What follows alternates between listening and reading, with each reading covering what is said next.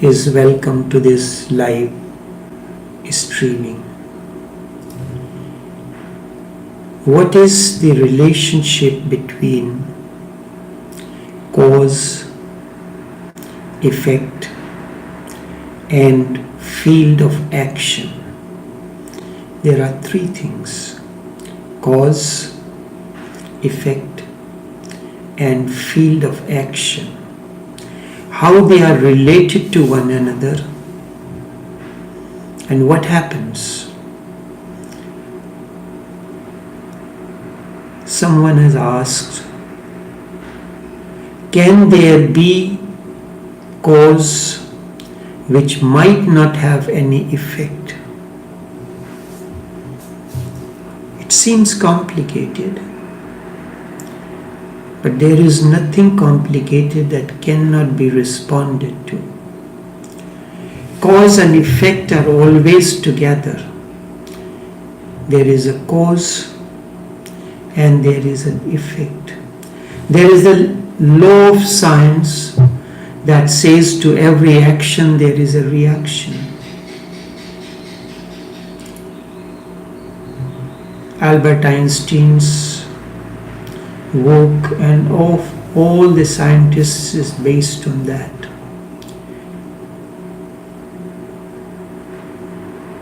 But between the cause and effect there is field of action. Field of action depends on you. You can allow it to happen, or you can allow it to dissolve. Without the field of action, no cause can have an effect.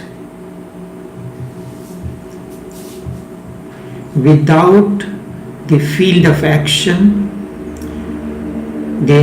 no cause can have its effect. So we have two things, the two extreme ends, cause and effect. You put the finger into the fire, the effect is pain.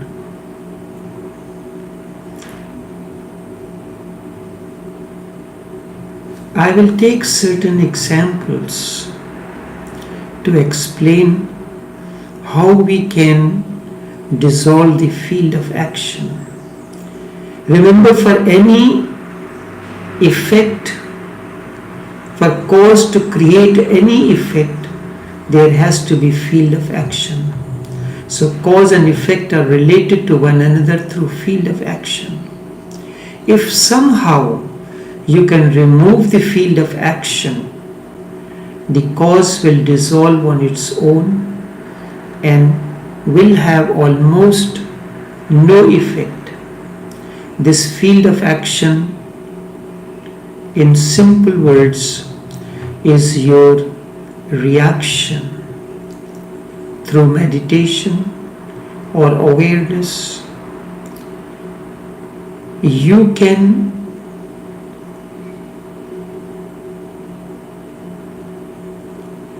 work on the field of action and the field of action can become ineffective.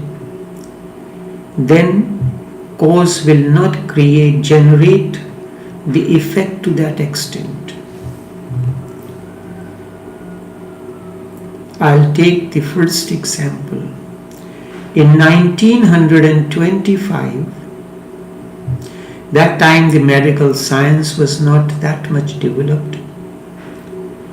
Small operations were considered to be major.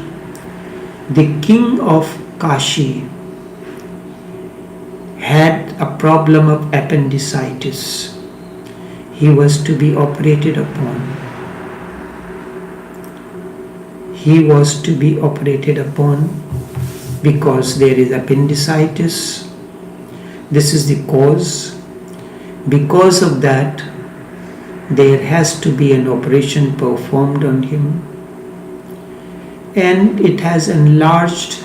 That operation has become very important. The king agreed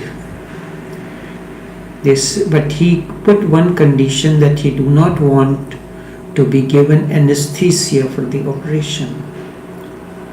The doctors did not agree. He said that this is a major operation at that time. Now appendicitis is a very minor operation. We cannot perform this operation without giving you anesthesia. He said anesthesia is like intoxication and I cannot take that. You have to perform the operation without anesthesia. The doctor tried to convince him there will be tremendous pain and you will not be able to bear this pain. He said that's not a problem. You give me my Bhagavad Gita while you are performing the operation. I will get into my Bhagavad Gita and then you can continue to do the operation. The doctors thought that he has to die anyways and we have to save him and he does not want to have the anesthesia given. So we have no option. Either way he will die. So let us perform the operation under his terms and conditions. So the cause was the appendicitis. As a result of this, the operation was to be performed. The effect was pain. Between the two was the field of action. If he remains aware, thinking of all this, so at the appointed time, he laid on the operation table. Doctors made all the arrangements. They informed the family that this is his condition. We cannot say. It has never happened that an operation has been performed in a state when one without the anesthesia can make an operation like this. He was given his Bhagavad Gita. Operation was performed successfully. And he said, when holding the Bhagavad Gita, you see that my eyes begin to close, then you start performing the operation. I will go into natural way, and the operation was performed. It was successful. The doctors inquired, did he feel any pain? He said no. He did not feel any pain. He was not there in the pain. This is the field of action. He withdrew himself through his own power of meditation from the field of action. The moment you are able to withdraw yourself from the field of action, the cause will not create the effect to that extent. Almost it will dissolve. This is recorded. You can check online.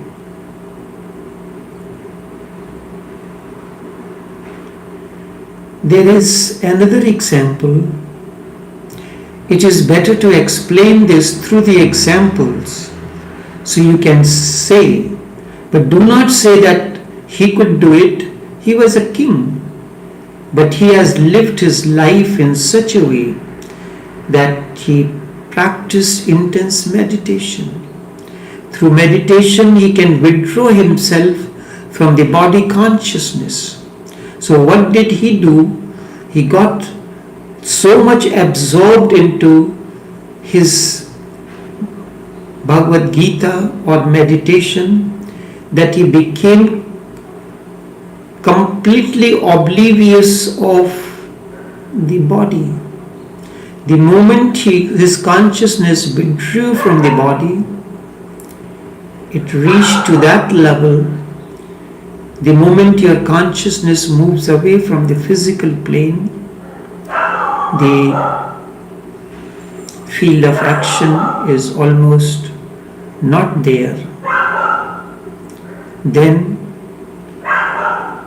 the pain, the effect will not be there. You get an ordinary cut, you get a lot of pain. There is another example. I give you my own one example.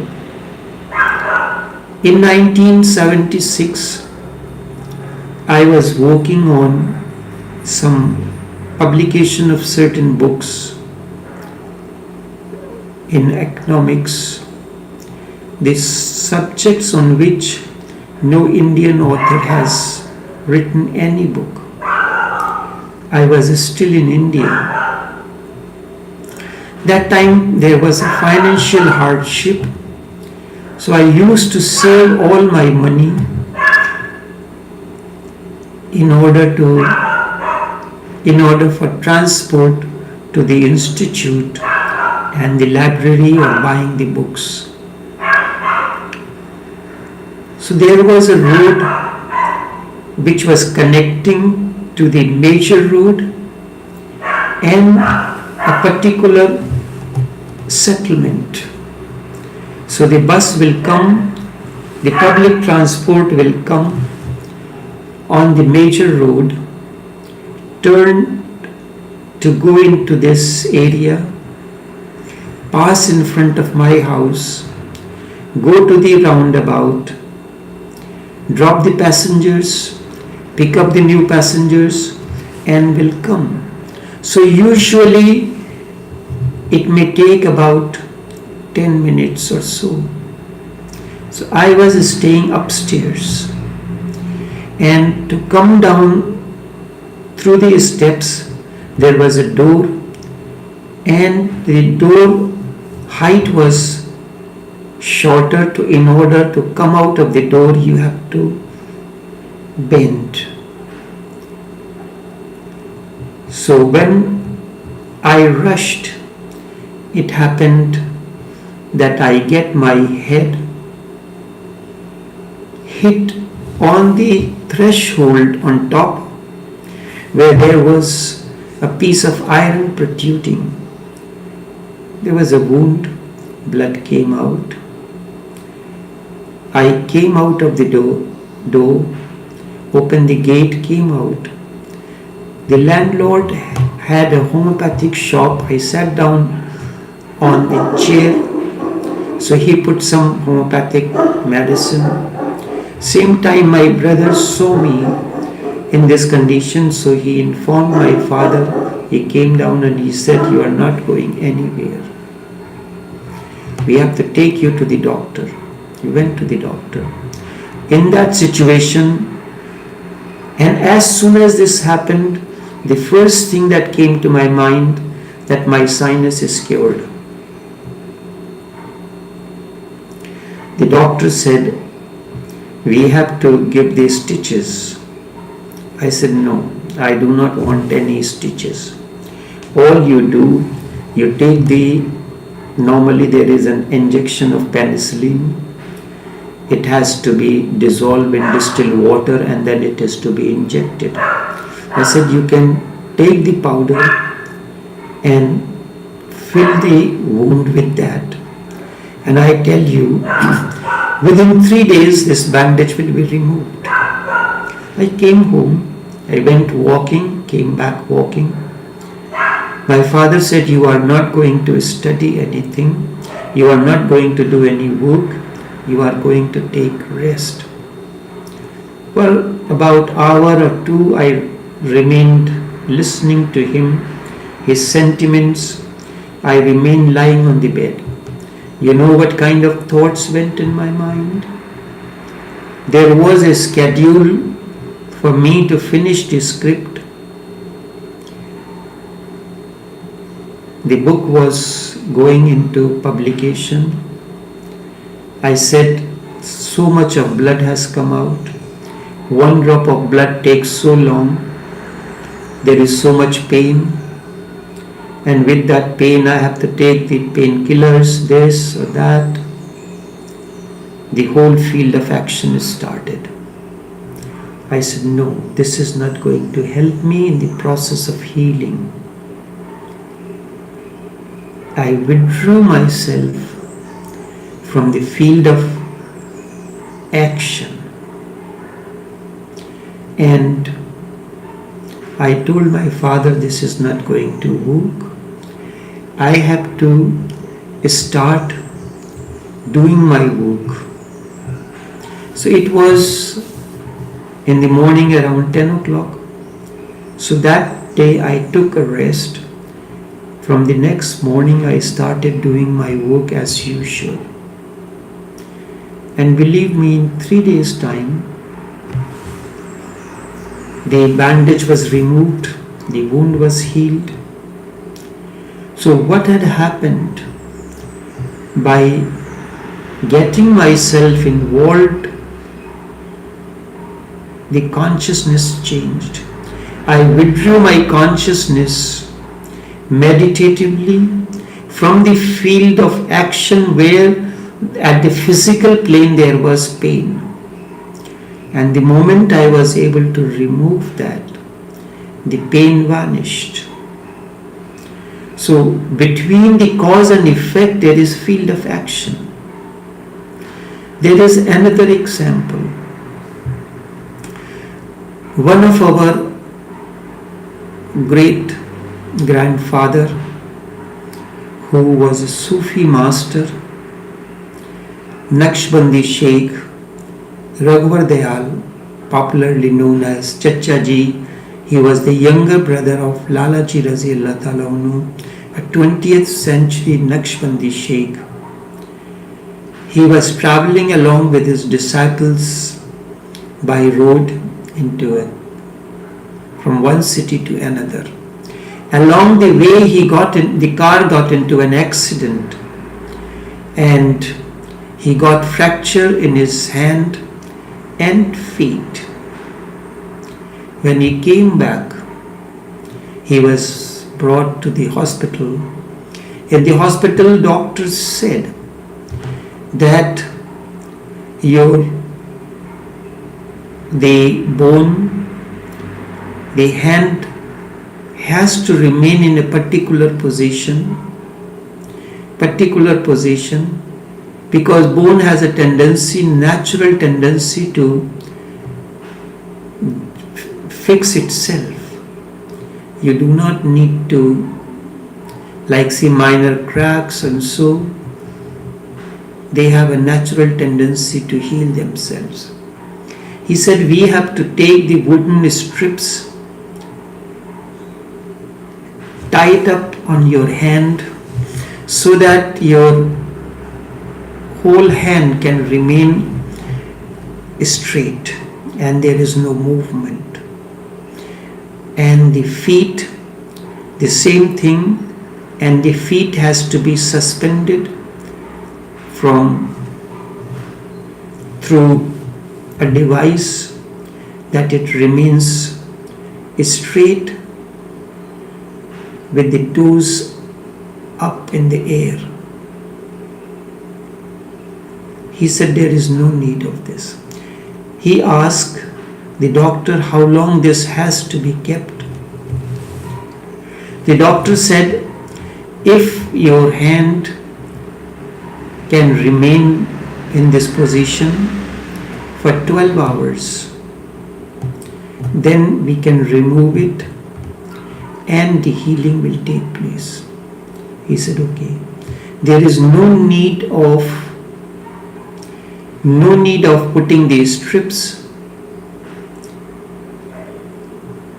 This hand will remain straight, stretched, without any movement. And when your time is over, you will tell me and I will remove the hand. from that position. And to the utter surprise of the doctors, his hand lay stretched. He did not move, as if there is no life. His eyes was closed. So with his closed eyes, what did he do? He went into intense state of meditation, change of awareness. He withdrew his awareness from the physical plane of pain and activity, because the pain was at the physical plane, and then it has effect at the level of the mind. So what actually happens when you are given an anesthesia or a painkiller or an injection, that particular area where the pain is becomes numb, and because of it being numb, the information are not being carried to the brain cells that feels the pain. There is a direct connection between you have a pain in your hand, the vibrations reach from the body in a particular area where there is pain, and it goes to the brain through the parasympathetic and metasympathetic nervous system. One carries the information from a particular part of the body to the brain, and the information is processed in the brain, and the information comes back from there to the particular, yes, there is a danger, you react, you withdraw yourself, you do whatsoever is the instruction. So when that particular part becomes numb, when a painkiller or injection is given or anesthesia is given at the physical level. So that particular part of the body remains numb, and it becomes incapable of sending any vibrations to the brain to begin to respond or react. If somehow or the other, the connection between the physical plane where the pain is to the field where the pain is felt, if there is a discontinuity, you will not feel the pain. This happens in ordinary life. If you are watching something, a very important show, and you are eating, you will feel a difference altogether. Then you will not even become aware of the shortcomings in the food, and you will continue to. So what did Chacha ji do, or what this King of Kashi did, or I did?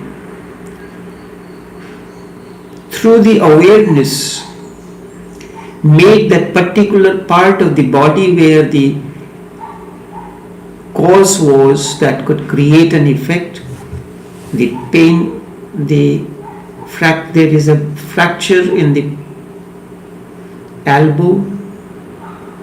So the elbow has to, in order for it to get fixed, it has to be kept in straight without any movement, so that the two bones can join together naturally.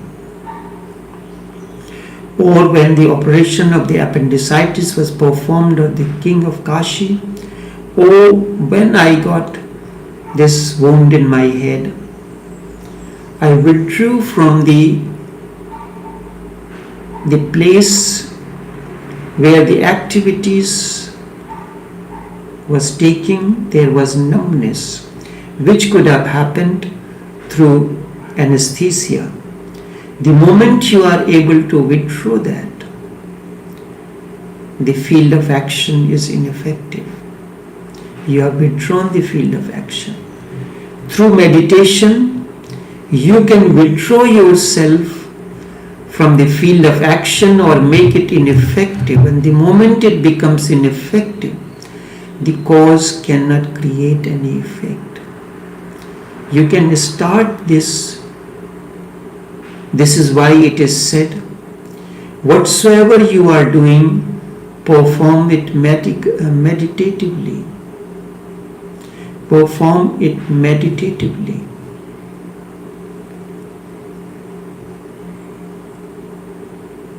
It is another story is from the life of Gautam the Buddha. It happened, a poor man, he came and to invite Buddha for meals. Same time, another rich person of the area came and he also came with the invitation for meals for Buddha. Buddha had accepted the meals, the invitation of the poor person. But everybody knew that a poor person does not have, and he was untouchable. He doesn't have anything in his cottage. How would he go? How is he going to have the meals prepared for Buddha? Buddha said, I have already accepted the invitation of the meals of this person, so I cannot do otherwise. On the appointed day he went. This person did not have anything. Somehow or the other he got some flour, he made some flat bread. There was no vegetable. So he went in nearby bushes. There are mushroom is grown scientifically, and they are very rich in minerals and vitamins and form an important food.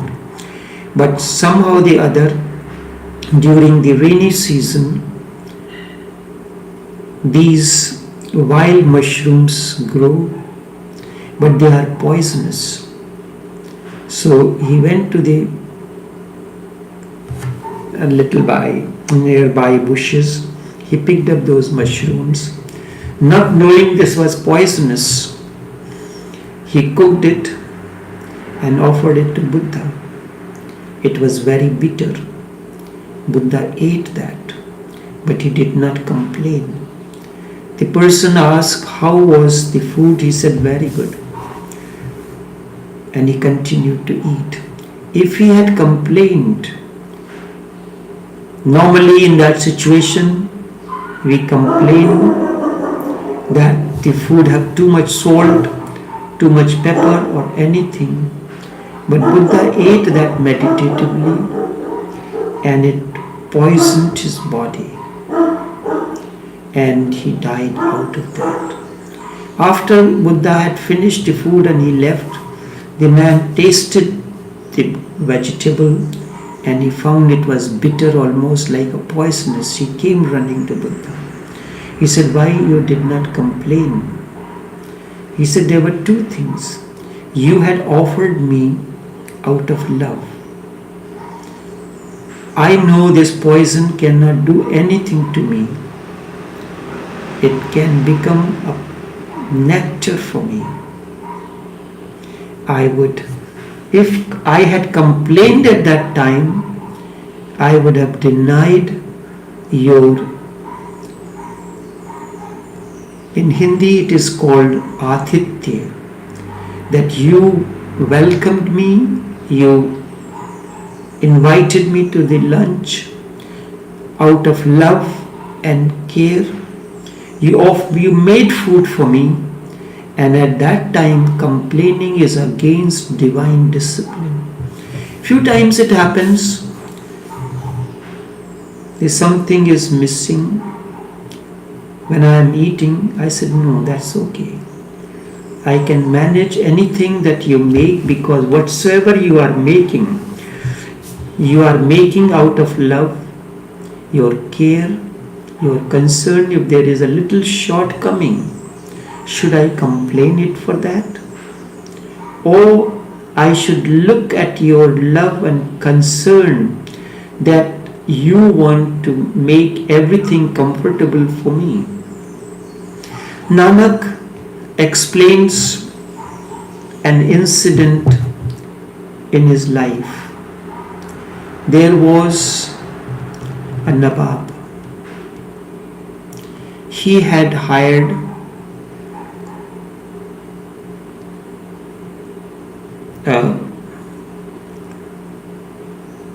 a person that is as an indentured labor to take care of his house. But the man, that indentured labor, was very loving, and the Ibrahim loved him too much. So he used to cook food for him. So he asked the servant or the indentured labor, how would you like me to treat you? He said, what is my take on this? You are the master. Whichever way the master wants to keep me, I am happy with that. He said, what you would like to eat? What is my choice? Whatsoever master wants to give it to me to eat, I will eat. Questions, basic questions. What salary you will want? What kind of, because it was an indentured labor, so they are given free boarding and lodging. What kind of room you want to sleep on? What kind of bed you want to sleep on? What kind of clothes? So at each question that Ibrahim asked, the servant, the gulam, that is called, the English word for that is indentured labor. That, how does my wish count? Let thy will prevail. This is what Jesus said. When he was on the cross, he was expecting a miracle to happen. I am the Messiah. I am the only begotten Son of God. As soon as this happens, just now God will come, take me down from the cross, remove all my pain, but nothing like that happened. The human element in Jesus complained, Father, why did you forsake me? And same time, something happens to Jesus. Let thy will prevail. Jesus becomes Christ. He becomes enlightened at that very moment. The moment he realized, let thy will prevail. So this was the situation between this gulam, this indentured labor, and the Nawab, that is kind of a chieftain, a king of a small area.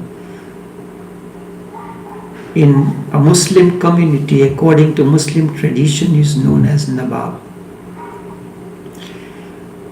So he started living there, the king, but the gulam, this labor, was very loving, so the king started loving him. One day they were traveling, and the king picked up a fruit on the way from a tree, and he peeled the fruit, cut into wedges, and with his own hands he fed the laborer. And he asked him, how does it taste? He said, very good. And he kept on asking him to give more and more, until the situation came that there remained the last wedge of the fruit. So the servant wanted that also, but the king said, you are very greedy. You ate almost all the fruit and you do not want me to taste even a single wedge of this fruit that you say is very tasty.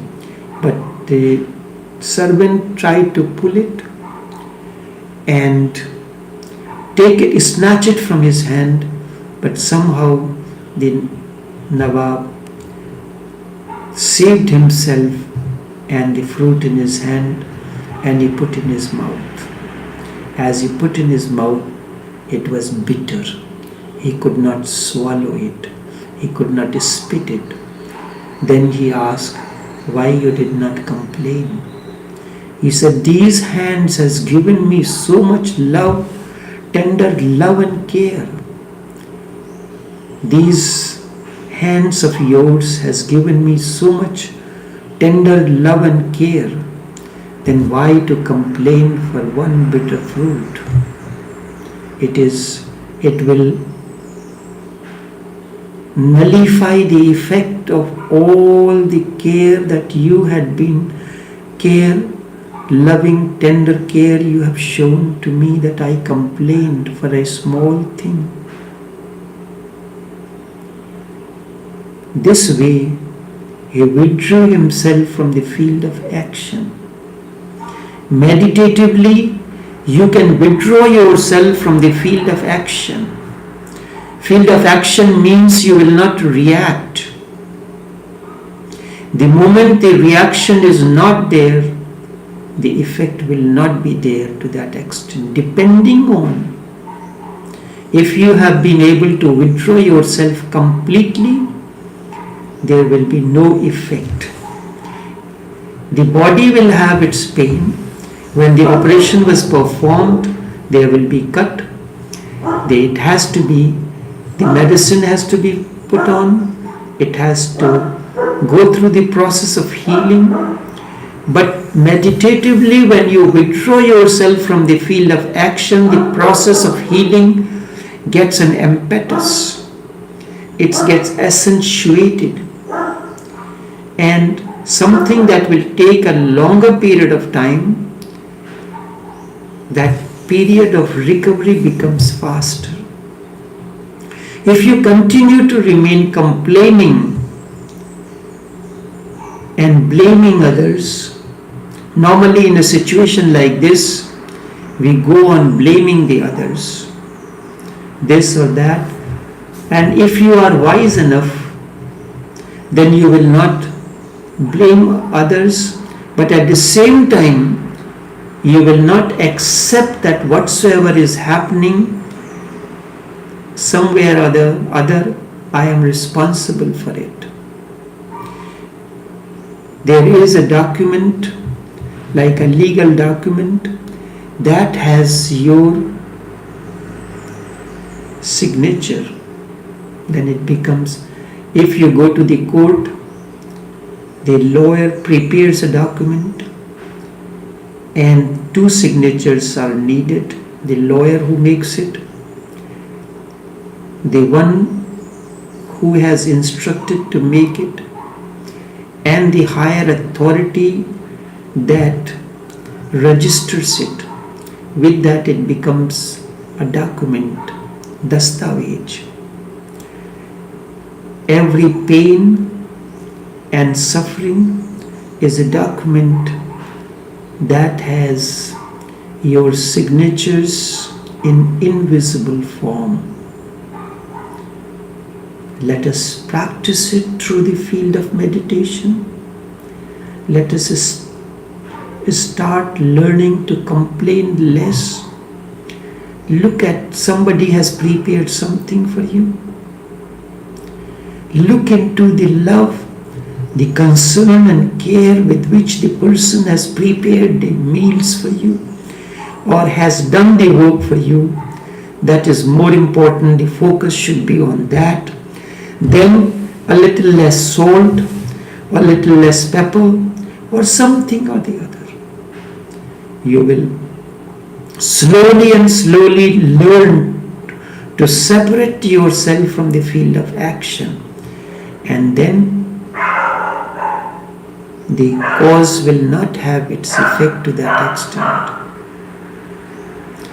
Just as if you get a cut, the blood is supposed to come out. You can remain crying like a little child, or you can do something and not feel the pain, and within a short period of time, if there is a cut, the skin has peeled off. If you just press that particular portion, blood is coming out, and keep it pressed for a little while, maybe within 2-3 minutes, and so the skin will naturally gets connected or stitched, glued to the part from where it was separated.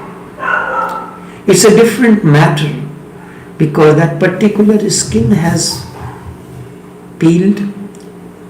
It will remain there until a new skin comes naturally, then that will vanish. This happens, and each one of you will be a testimony to that. Only this much for this morning. Each cause will get nullified once the field of action is not allowed to be formed. If the field of action is not there, the cause will not have effect, or it will reduce the intensity of the effect. You will not feel the pain to that extent that you will feel otherwise. Only this much for this morning. Until tomorrow, take care and do have a pleasant day.